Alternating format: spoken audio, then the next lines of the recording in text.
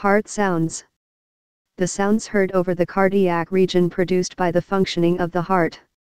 There are 4 distinct sounds. The first occurs at the beginning of systole and is heard as a lub sound. The second is produced by the closing of the aortic valve and pulmonary valve and is heard as a dub sound. The third is produced by vibrations of the ventricular walls when suddenly distended by the rush of blood from the heart atria, and the fourth is produced by atrial contraction and ventricular filling.